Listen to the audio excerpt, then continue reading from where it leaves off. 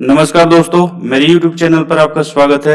आज हम बात करेंगे इंडियन ज्योग्राफी के बारे में। इंडियन ज्योग्राफी में आज हम देखेंगे भारत का सामान्य परिचय। दोस्तों, ये चैप्टर बहुत ही बेसिक है, बट इससे प्रश्न काफी पूछे जाते हैं। इस चैप्टर को हम मैप और ट्रिक के माध्यम से इस चैप्टर को मैं बताने का कोशिश करूंगा। ये topic exam point of view से काफी इंपॉर्टेंट हो जाता है। तो आइए वीडियो को शुरू करते हैं। सबसे पहले दोस्तों, यहाँ पे आप देख सकते हैं भारत जो है उत्तरी गोलार्ध में अवस्थित एक देश है। नॉर्थ हेमिस्फीयर में अवस्थित एक देश है। कैसे? आप यहाँ पे देखिए, मैंने वर्ल्ड मैप लिया है। वर्ल्ड मैप में मैंने देखिए यहाँ पे इक्वेटर को दिखाया है। इक्वेटर से नॉर्थ जो भी देश है उसे हम कह सकते हैं कि ये नॉर्थ हेमिस्फीयर में है, और इक्वेटर के साउथ में जो देश है वो साउथ हेमिस्फीयर का देश माना जाएगा। तो भारत की अवस्थिति आप देख सकते हैं इक्वेटर के नॉर्थ है, इसलिए भारत जो है नॉर्थ हेमिस्फीयर या उत्तरी गोलार्ध का एक देश है। साथ ही आप यहाँ पे देख सकते हैं ये हमारा प्राइम मेरिडियन है या प्रधान, इसको हम लोग बोलते हैं जो प्रधान देशांतर। तो प्राइम मेरिडियन के पूरब में जो देश होते हैं वो पूर्वी गोलार्ध में भी बोला जा सकता है। तो भारत जो है नॉर्थ हेमिस्फीयर के पूर्वी भाग में अवस्थित है। भारत जो है नॉर्थ हेमिस्फीयर और ईस्टर्न हेमिस्फीयर में अवस्थित है। ये पॉइंट आप याद रखेंगे। सिमिलर वे में अगर जो हम बात करें ऑस्ट्रेलिया की, तो यहाँ आप देखिए ऑस्ट्रेलिया सॉदर्न हेमिस्फीयर का देश है। मैक्सिको, उत्तरी अमेरिका, कनाडा इत्यादि जो देश है, यूरोप, ये सारे देश उत्तरी गोलार्ध के देश हैं। तो भारत भी एक उत्तरी गोलार्ध का देश है। नेक्स्ट अगर जो हम बात करें तो भारत का मुख्य भूभाग जो है इक्वेटर से 933 किलोमीटर की दूरी पर स्थित है। ठीक है। वही अगर जो द्वीपों के साथ हम बात करें तो अंडमान निकोबार द्वीप समूह, दोस्तों यहाँ पे आप जैसा देख रहे हैं, उसकी दूरी इक्वेटर से 752 किलोमीटर है। तो अगर जो आपसे इक्वेटर से भारत के मुख्य भूभाग की दूरी पूछ ली जाए तो वो 933 किलोमीटर है, मगर द्वीपों के साथ अगर जो पूछ लिया जाए तो वो दूरी आपकी 752 किलोमीटर है। ठीक है। यहाँ पे अगर जो हम बात करें तो भारत के जो उत्तर में है विशाल पर्वतमाला जो है हिमालय पर्वतमाला के नाम से जाना जाता है। दक्षिण में श्रीलंका और हिंद महासागर अवस्थित है। पूर्व में अगर जो देखें तो बांग्लादेश, नेपाल, चीन, भूटान, म्यांमार और बंगाल की खाड़ी है। और पश्चिम में बात करें तो अरब सागर और पाकिस्तान है। तो भारत अपने तीन तरफ से समुद्रों से घिरा हुआ है। दक्षिण में हिंद महासागर, पूर्व में बंगाल की खाड़ी और पश्चिम में अरब सागर। ठीक है। अब हम देखते हैं यहाँ पे भारत का जो है अक्षांशीय और देशांतर विस्तार। तो भारत का अक्षांशीय विस्तार 8 डिग्री 4 मिनट नॉर्थ से लेकर 37 डिग्री 6 मिनट नॉर्थ के बीच अवस्थित है। इसका अक्षांशीय विस्तार। अब ये नॉर्थ क्यों है दोस्तों? जैसा कि मैंने यहाँ पे बताया था, ये इक्वेटर है। इक्वेटर के नॉर्थ में इंडिया स्थित है। यहाँ 8 डिग्री के आसपास है और यहाँ 37 डिग्री। तो नॉर्थ में जो भी देश अवस्थित है उसे नॉर्थ लिखा जाता है। तो भारत का जो इक्वेटर है, भारत का जो अक्षांशीय विस्तार है वो 8 degree 4 minute north to 37 degree 6 minute north. Right. Next है देशांतर, मेरिडियन। तो भारत का देशांतर विस्तार जो है 68 degree 7 minute east to 97 degree 25 minute east. अब इसमें ईस्ट क्यों लिख रहे हैं दोस्तों? ईस्ट इसलिए लिख रहे हैं, जैसा कि मैंने यहाँ पे आपको बताया था, ये 0 डिग्री मेरिडियन है, ये 0 डिग्री देशांतर है। और 0 डिग्री के पूरब में जो भी देश आएंगे उनके देशांतर को लिखने के लिए ईस्ट का प्रयोग किया जाता है। वहीं अगर जो पश्चिम में अगर जो यहाँ पे कोई देश आता तो उसके मेरिडियन को लिखने के लिए हम लोग वेस्ट का प्रयोग करते हैं। तो भारत की अवस्थिति पूरब में है, इसलिए भारत का देशांतर विस्तार जब भी हम लिखते हैं तो ईस्ट जरूर लगाते हैं। 68 degree 7 minute east to 97 degree 25 minute east, ये भारत का देशांतरीय विस्तार है। आपसे एग्जाम हॉल में कंफ्यूज करने के लिए यहाँ पे वेस्ट लगा सकता है। 68 degree 7 minute west to 97 degree 25 minute west, वो गलत आंसर माना जाएगा दोस्तों। ठीक है। सिमिलर वे में अगर जो देशांतर में आपको कंफ्यूज करना है तो यहाँ पे नॉर्थ की जगह वो साउथ लगा देंगे तो ये भी आंसर आपका गलत हो जाएगा। भारत जो है वो उत्तरी गोलार्ध में स्थित है, इसलिए आपको जो है हमेशा ध्यान रखना है कि जब भी अक्षांश की बात हो तो वहां पे नॉर्थ जरूर ध्यान रखना है, और देशांतर की बात हो तो वहां पे ईस्ट ये जरूर देखना है। ठीक है। अगर जो हमें इसकी अक्षांशीय विस्तार में दूरी देखें तो यहाँ पे 37 डिग्री लगभग है और यहाँ पे 8 डिग्री, तो इसका जो स्प्रेड है ये 29 डिग्री है। आप 37 में से 8 घटा के देखें, लगभग 29 डिग्री का अक्षांशीय विस्तार है। उसी तरह से देशांतरीय विस्तार अगर जो आप देखें तो 97 में से 68 आप माइनस करके देखें तो वो भी लगभग 29 डिग्री आता है। ठीक है, तो भारत का अक्षांशीय विस्तार और देशांतरीय विस्तार लगभग 29 डिग्री है। राइट, अगर जो हम बात कर ले भारत की नॉर्थ टू साउथ लंबाई की, तो ये लंबाई 3214 किलोमीटर है। ठीक है, ये लंबाई 3214 किलोमीटर और ये एक इंपॉर्टेंट पॉइंट है। सिमिलर वे में वेस्ट से ईस्ट, पश्चिम से पूरब के बीच दूरी देखें तो 2933 किलोमीटर की दूरी ये है। ठीक है, तो भारत की लंबाई अधिक है, 300 किलोमीटर के आसपास अधिक है लंबाई, वही चौड़ाई जो है भारत की 2933 किलोमीटर है। ठीक है, भारत के बीचों बीच एक ट्रॉपिक ऑफ कैंसर जिसे कर्क रेखा कहते हैं, ये भारत को लगभग 2 भागों में बांटता है। इसकी चर्चा हम आगे भी करते हैं।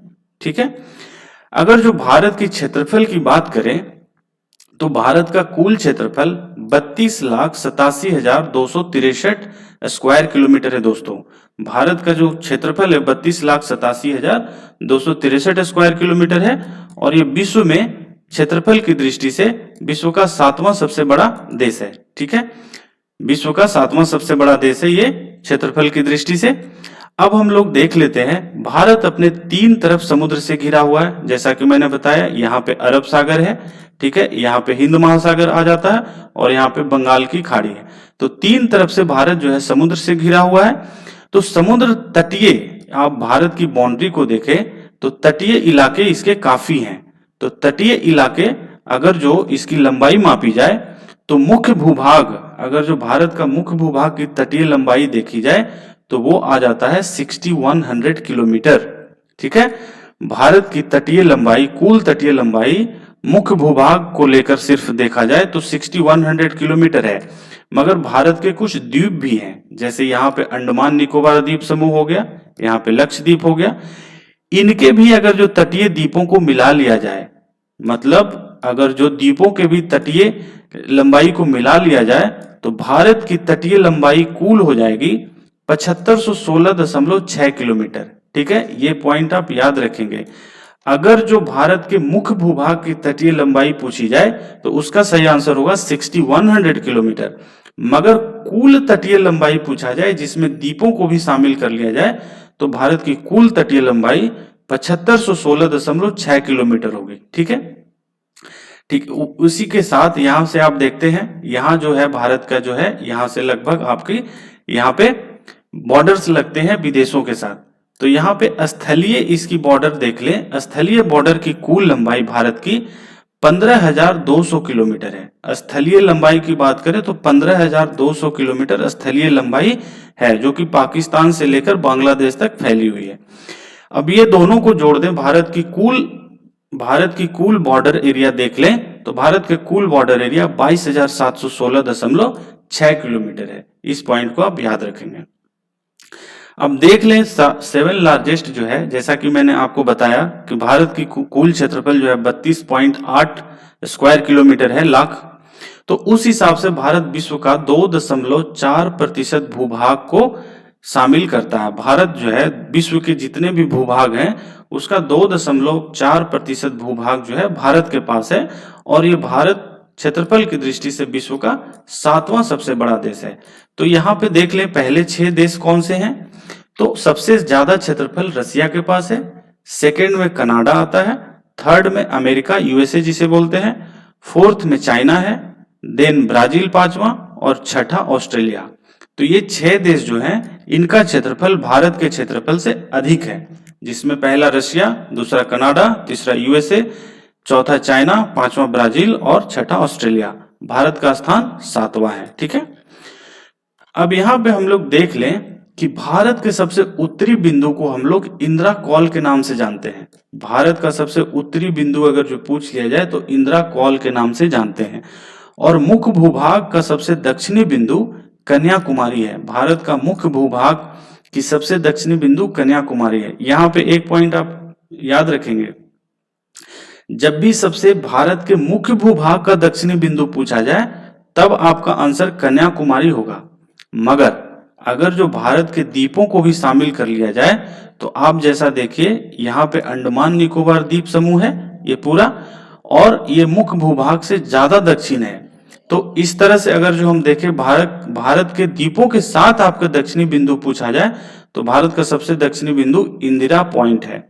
ठीक है, मुख्य भूभाग का सबसे दक्षिणी बिंदु कन्याकुमारी है, मगर भारत का सबसे दक्षिणी बिंदु इंदिरा पॉइंट है। इसे दूसरे नामों से भी जाना जाता है, जैसे पिग्मेलियन पॉइंट और पार्सन्स पॉइंट। सेम नाम है दोस्तों, इंदिरा पॉइंट को हम लोग पिग्मेलियन पॉइंट भी कहते हैं और पार्सन पॉइंट्स भी कहते हैं। ये रहा।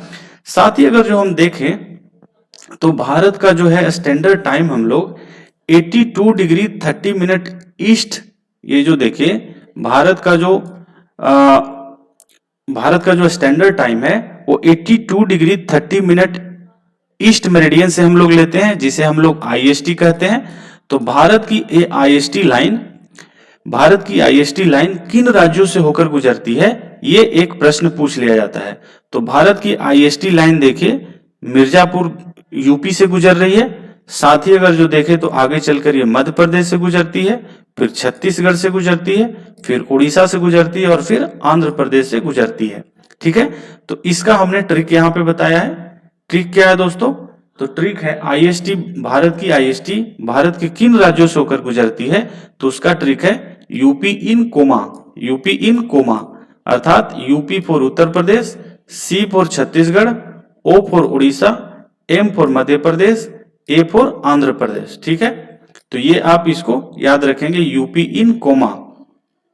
नेक्स्ट हम लोग देखते हैं भारत का जो यहाँ पे आईएसटी लाइन है, भारत का जो स्टैंडर्ड टाइम है वो ग्रीनविच, जो यहाँ पे 0 डिग्री जैसे हम देखते हैं, जो ग्रीनविच लंदन से होकर गुजरती है 0 डिग्री जो आपका देशांतर है वो लंदन से ग्रीनविच से होकर गुजरती है। तो वो दुनिया ने उसे एक स्टैंडर्ड टाइम माना है। इंटरनेशनल स्टैंडर्ड टाइम यहीं से निर्धारित होता है। बात करें भारत की आईएसटी की, तो जैसा आपको मैंने बताया भारत की आईएसटी 82 डिग्री 30 मिनट ईस्ट है, और यहां से 82 डिग्री ईस्ट होने के वजह से भारत का समय जो है 5.5 घंटा ग्रीनविच के टाइम से आगे है। क्यों? अगर जो आप यहां पे देखें 82 डिग्री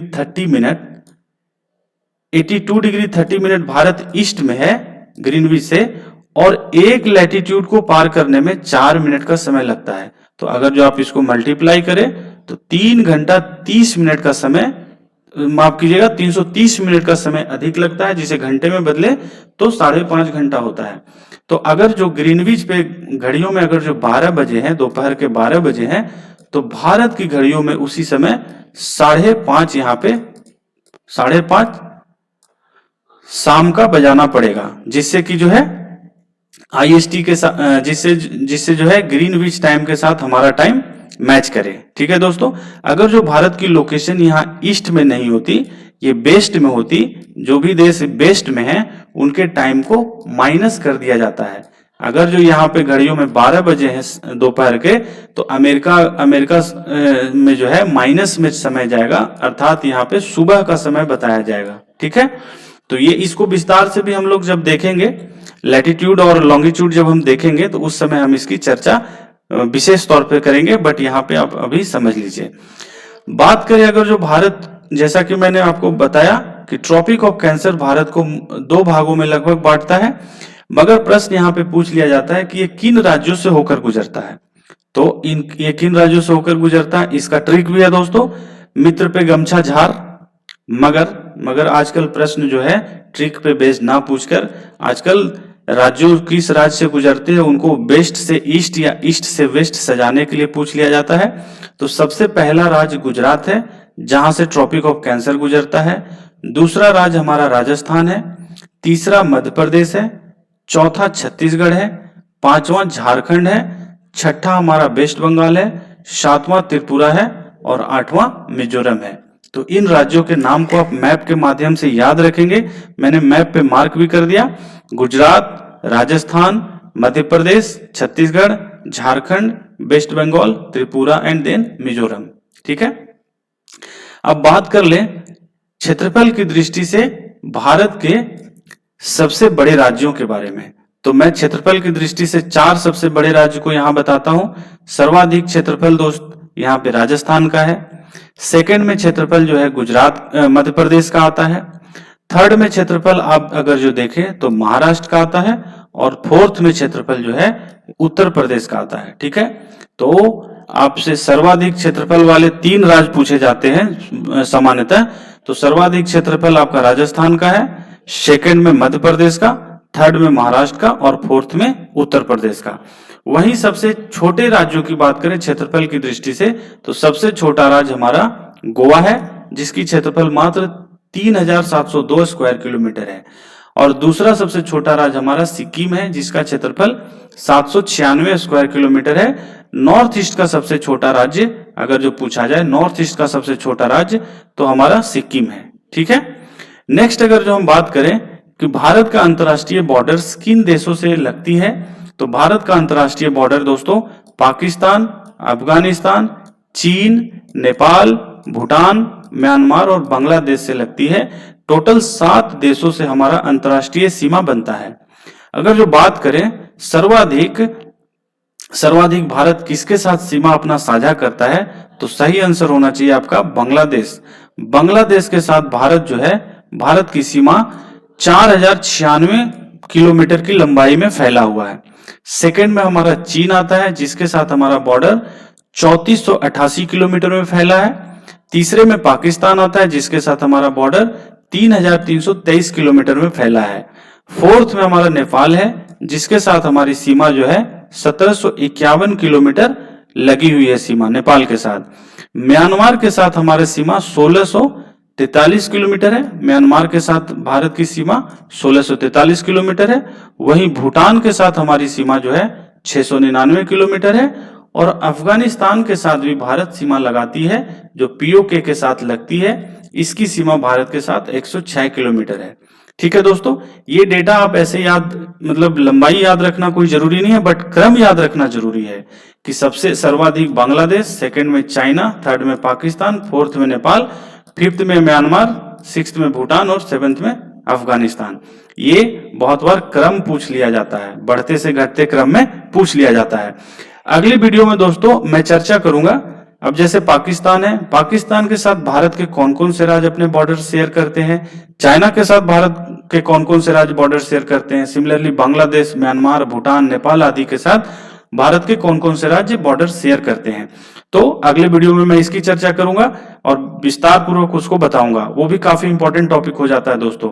तो मेरे चैनल पे बने रहिए। अगर जो वीडियो आपको अच्छा लगा हो दोस्तों तो चैनल को सब्सक्राइब कीजिए और दोस्तों के बीच शेयर कीजिए। Thank you very much.